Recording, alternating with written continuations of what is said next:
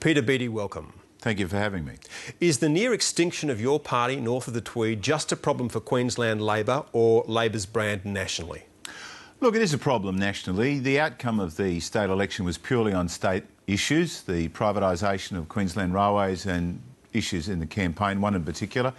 But the ramifications are national because Campbell Newman and Tony Abbott are very close. Tony Abbott campaigned for Campbell Newman.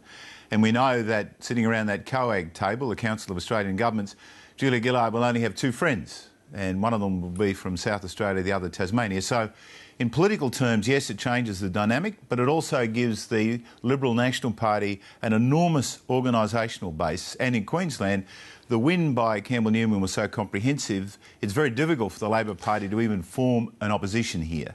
So how does the Federal Labor Party build its stakes in Queensland then? What advice would you give to Julia Gillard? We have to increase our presence here, that's the first thing. And secondly, we have to set out and explain exactly where the benefits are going to come from, the carbon tax, the infrastructure, where it will be spent. I mean, I don't think that's been explained fully to Queenslanders because, frankly, it hasn't started to be distributed yet. But Queensland will benefit significantly from the infrastructure investment. And in a state that's growing as quickly as we are, the huge LNG gas industry that's starting to expand, coal, mining, all those sorts of things, we need significant federal government investment in infrastructure. That's been one of the problems. There's not been enough federal government investment in infrastructure, particularly in Queensland and Western Australia, where all this wealth is being created. The federal government's benefit, and I'm going back over 20 years, whatever, that money hasn't been reinvested back in Queensland, and that's where that infrastructure fund will do. That's what it will do. But we want to know where that money will go, which communities will benefit, and that's what has to be explained. In order to sell a message, you have to have the trust of the people, and also people have to be listening to you. Do you believe that people are listening to the federal government under Julia Gillard and Wayne Swan? Look, I believe that Julia Gillard can win the next federal election. It requires an enormous effort in Queensland. It requires coming here on a regular basis, spending a lot of time here, getting more ministers to spend time here. Queenslanders are very clever. They are smart, they understand good policies, but when they vote for you, they stick. When they vote against you, as you saw in Saturday in Queensland, they certainly vote against you. But if you look at the federal vote, it is 47-53, 6% different. So in other words, a 3% improvement would make it line ball. Totally different to Queensland. We went into this state election being 16 percentage points behind, Chris. That was impossible to make up in any election campaign. It just couldn't be done.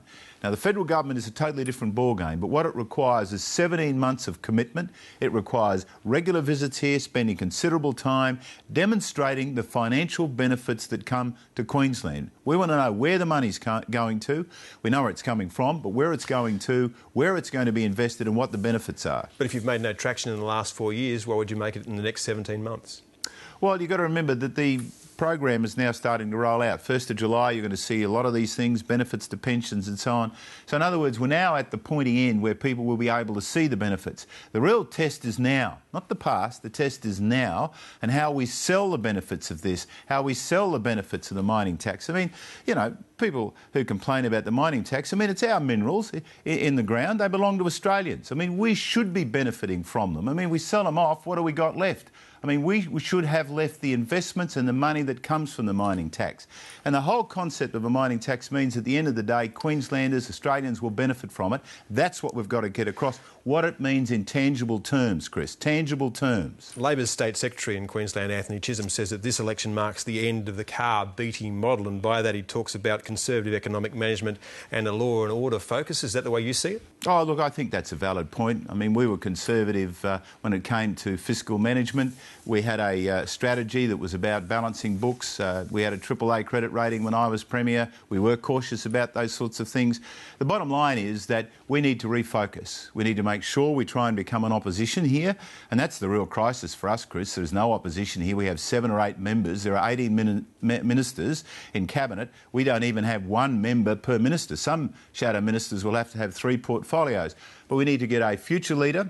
We need to get sound long-term policies. We need to re-engage the community and remember who is boss. That is the people of Queensland. Some people used to whinge about me when I changed my mind and they used to say backflip Beattie and whatever, but I actually listen to people because people are the boss and we've got to go back to listen to what people have to say. Otherwise we will be out of power for 2 or 3 generations instead of the 9 to 12 years which this will require in our rebuilding. Now, Anna Bligh's seat of South Brisbane is going to be contested again in around about a month's time. You said that Cameron Dick or Andrew Fraser should run for that seat. Neither of them are going to stand. Do you fear that you might also lose that seat? Look, I have to be honest. I would have liked one of them to stand in that seat. I mean, I'm a strong supporter of Cameron Dick. He's a future leader, a very strong person. But frankly, I understand after the belting the Labor Party got on Saturday that they'll want to re-engage with their families and so on, and I respect that.